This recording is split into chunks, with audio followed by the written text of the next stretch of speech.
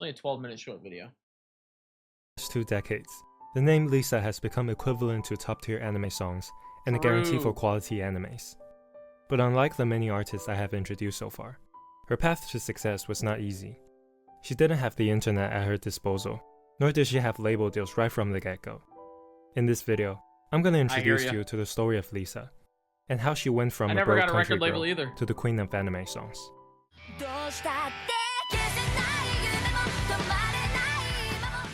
Born in Gifu in 1987, Dude, my buddy used to have that as his ringtone for a while.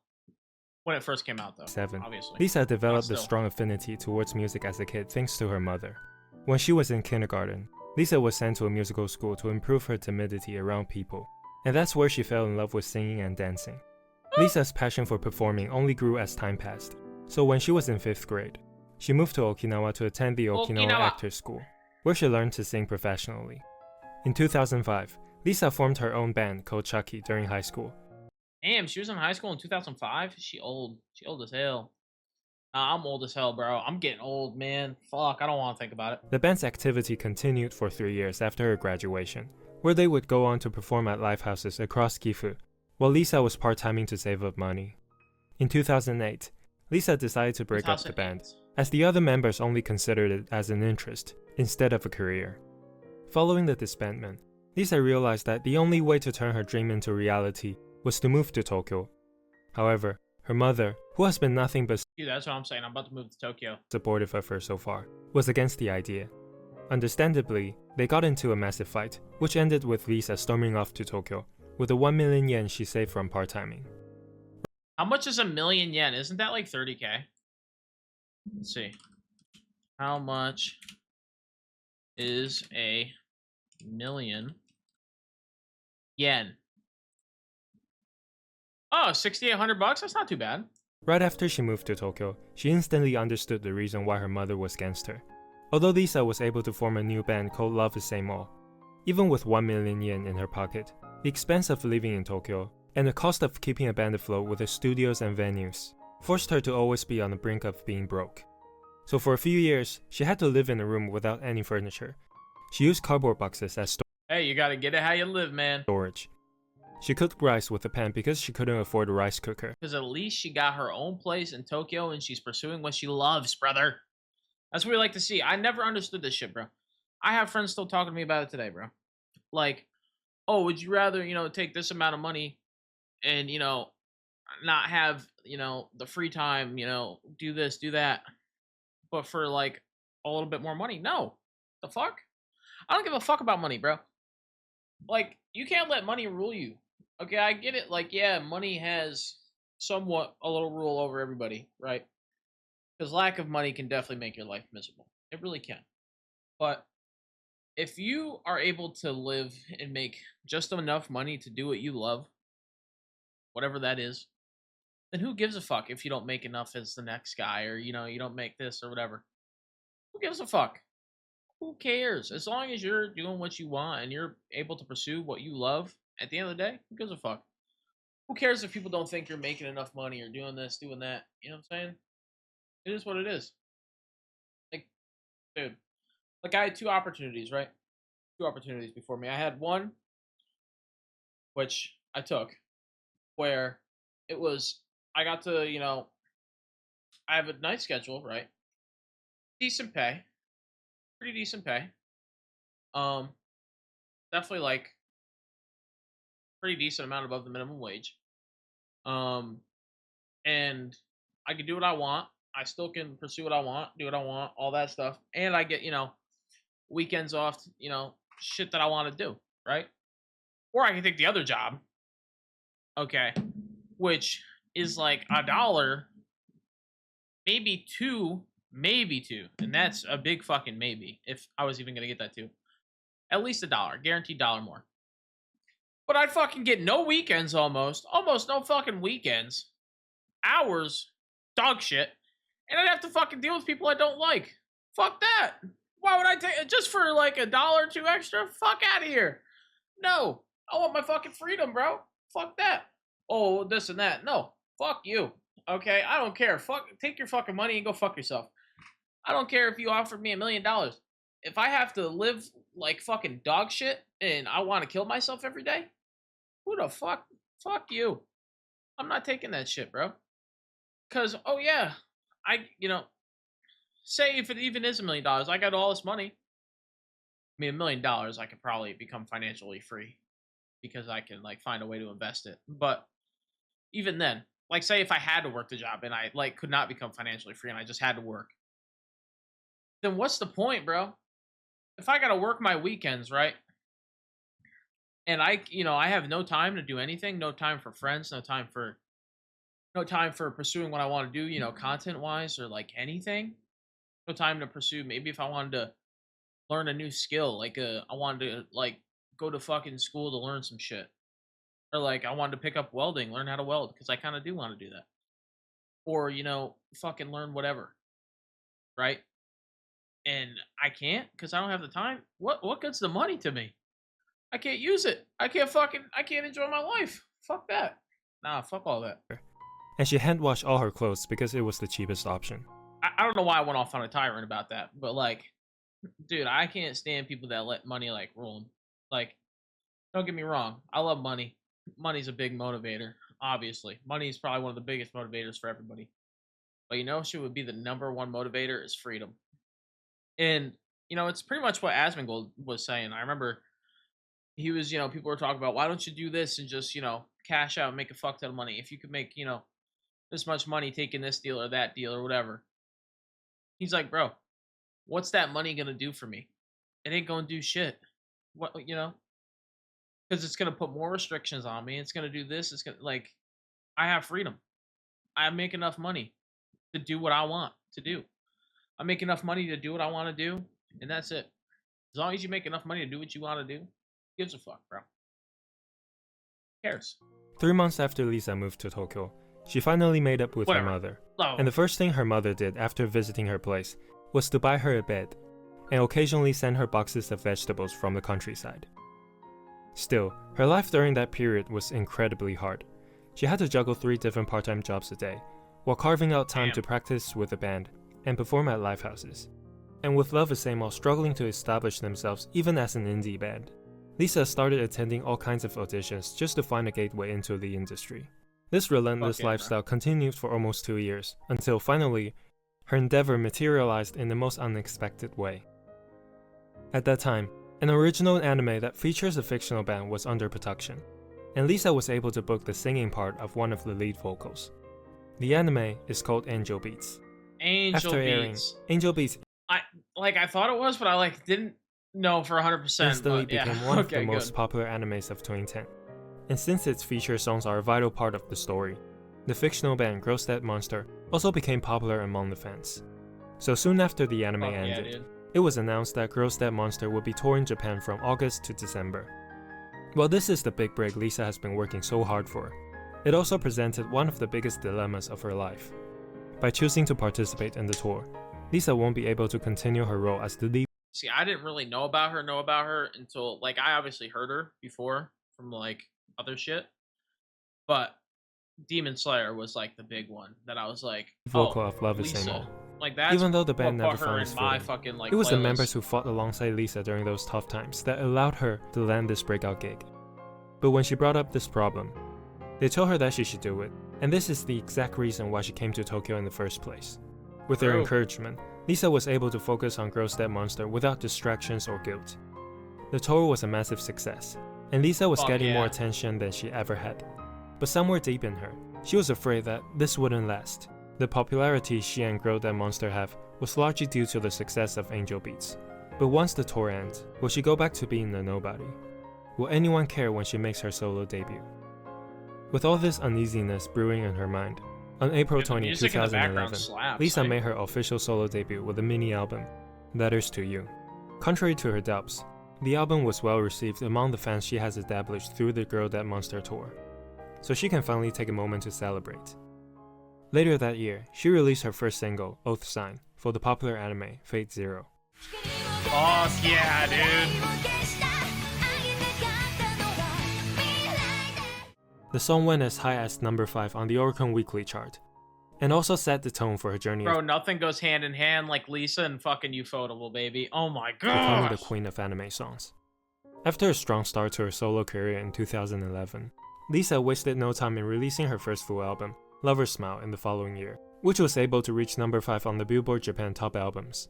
But what really introduced her to a bigger audience, and not just in Japan, was the release of her second single, Crossing Field, for the anime Sword Art Online.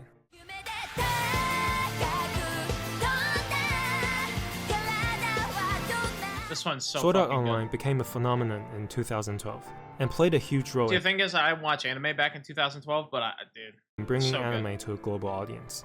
With Crossing Field standing out as an incredible song in its own right, Lisa quickly became one of the hottest stars in the anime industry. By the way, as of right now, Lisa has provided a whopping 7 songs for the Sword Art Online franchise. After a successful That's what's up. 2013, which saw Lisa releasing her second full album, Lens Space, she was given the green light to host her first ever concert at Budokan on January 3, 2014. This was actually the second time Lisa had set foot in this prestigious venue. I've been nodding my The first head the time whole being fucking when she time to this participated music. in I don't an know why. audition as a little kid. It was also then that she first learned the significance of stepping on the stage of Budokan, and that she wanted to become a singer. However, reality often has a way of raining on people's parades. Sure fucking does. As the long-awaited concert finally began, Lisa suddenly felt a sense of discomfort in her Who throat the while fuck are performing these the very assholes first in the song. corner? And by the third song, she was already unable to sing at her usual volume. The struggle continued for the rest of the concert, which lasted for 2.5 hours. While the thought of failing herself and all the fans who came to see her had Lisa depressing for weeks after the concert, she also found hope within the fans who stuck around and supported her to the end of the show. So Dude, that's gotta feel like fucking a high unlike any other right there. You know, these fucking thousands of people just surrounding and they're all there for you. That's fucking sick. to commemorate this unfortunate event and her appreciation for the awesome. fans, Lisa wrote a song called Rising Hope, Also a little scary. which Rising ended Hope, up banger. becoming one of her most popular songs.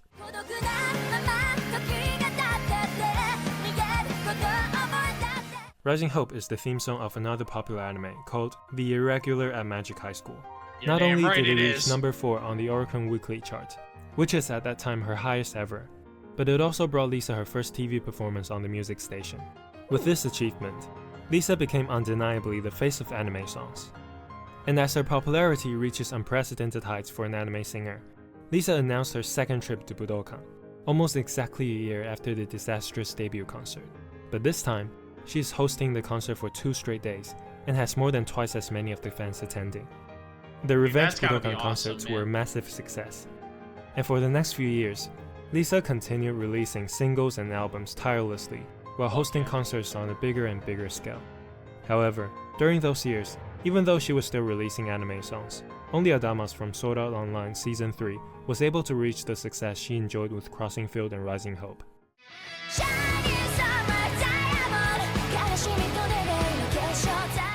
A huge reason is that, thanks to Lisa herself, the anime industry is starting to put more emphasis on anime songs, so the overall quality has risen a lot. As a Dude, result, I swear, anime songs are some of the best songs ever. Like they're so, and I don't even know what they're saying, bro, and they're still so fucking good. I just be saying they could be saying the most outlandish shit, and I'll be singing along too, and I'll probably be singing it wrong. I just make the noises. I just say it how it sounds, and I hope I say it correctly. I a don't wave fucking of know. young artists started to make their names through anime songs, like Aime and Yonezu Kenshi. One might start to wonder if it's time for Lisa to pass the baton down to the newcomers. That is until Nah, fuck Christmas that. of 2018, goat. when a meeting was held between Lisa and Ufotable to discuss her availability What a sad song in the background, though. to provide the theme song for a new anime scheduled to be released in 2019. Little did Lisa know, or maybe she did, that this meeting would change her life, J-pop, and anime forever. You're damn right. Fast You're forward to damn April fucking 22nd, right. 2019. After spending months working on this song, Lisa released her 15th single, Gurenge, for the anime Demon Slayer.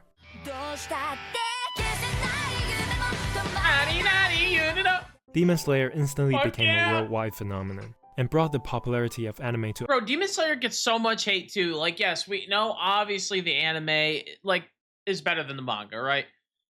Like the story when you're just taking the manga and everything, It's good, right? It's good, but it's not, it's not the best. It's not like fucking it's not like as good as Naruto or, One Piece or Hunter x Hunter, whatever. But yes, it is carried by the anime. But that's fine. That's fine. The anime's fucking peak, dude. The anime's great. The animation, beautiful. Ufotable.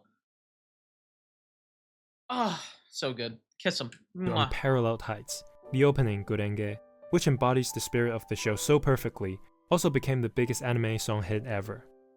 Speaking of Ufotable, I need another Fate movie, bro. Like, oh my Every gosh. few years, a generational anime will come by and catch the general public's attention, like Attack on Titan and The Melancholy so of Haruhi Suzumiya. Okay, those are a little different. The Melancholy of Haruhi Suzumiya, great show. But Attack on Titan is better. Okay. Like, what are we talking about? My Soldier's Rage? Like, you ain't touching that, okay? You ain't touching that, Haruhi. I'm but sorry. But never on Demon Slayer's scale and relevancy. A huge reason is because of its theme song.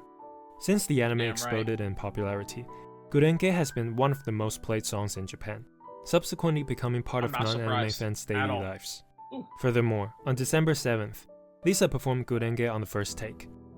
I will say, I used to listen to the song, like, it used to be in my rotation so much with, like, other anime songs that I actually kind of got sick of it for a little bit. Not that I got sick of it, like, not that I didn't like to hear it anymore, but it's like I heard it all the time. And I was like, okay, I've heard this song, so much, let's skip it, Give me, like, Black Rover or something, But also, it's just so fucking good. Propelling the song to even greater heights, while cementing the channel's role in forever changing J-pop. So good. And to put the cherry on top, Lisa was invited to perform at Kohaku for the very first time, alongside some of the biggest names in J-pop. After experiencing the most successful year in her career so far, which saw Lisa's popularity transcend beyond the limitations of subculture and country borders, Lisa went straight back into the studio to work on her fifth full album. At the same time, Ufotable once again reached out to Lisa for the theme song of the Demon Slayer movie, Mugen Train. The movie has already been announced back in 2019, but the producers waited to 2020 to officially bring Lisa back. She was incredibly excited about this opportunity, because being the manga reader herself, Lisa has on multiple occasions stated that Mugen Train is her favorite arc, and Rengoku is her favorite character. So it is understandable why she would write a song dedicated solely to Rengoku himself.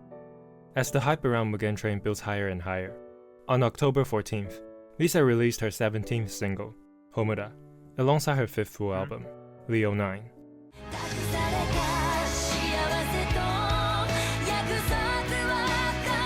So good.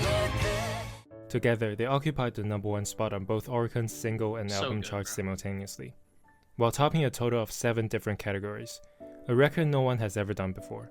Then, on October 16th, the Demon Slayer movie Mugen Train officially premiered. Words can't describe the societal phenomenon that was the Mugen Train. True. So here are 2 facts about this movie. It was great in First, theaters. Mugen Train overtook Spirited Away as the highest grossing film in Japanese history. What? Second, Mugen Train was no fucking way. What? Really? That's actually fucking crazy. Wow. I would have not guessed that. the highest grossing film worldwide in 2020. The result? Okay. Homura took home Song of the Year at the Japan Record Awards, while gifting Lisa a trip back to Kohaku. During her performance of Homura, NHK recorded a mind-blowing 46% viewership, which means almost half of Japan's population was tuning in. That's fucking awesome. As we move on to 2021, after 2 years of hiatus due to COVID, Lisa was finally able to resume touring in Japan again. While she's at it, she also made the theme song for Demon Slayer Season 2, Akeboshi. Damn right. Although Akeboshi wasn't a groundbreaking hit like its predecessors, it still brought Lisa back to Kohaku for the 3rd straight year, where she would perform both Akeboshi and Homura. Since then, Lisa continued touring Japan and Asia, and hosted 2 more concerts at Budokan, all while providing songs for popular animes. The name Lisa is equivalent to top-tier anime songs and popular animes, like Demon Slayer and Sword Art Online. But let's not forget that it also represents the hardship she went through early on in her career, and how she went from nobody to the queen of anime songs. This has been Cushion. See you And next time. it was all worth it, brother. It was all worth it.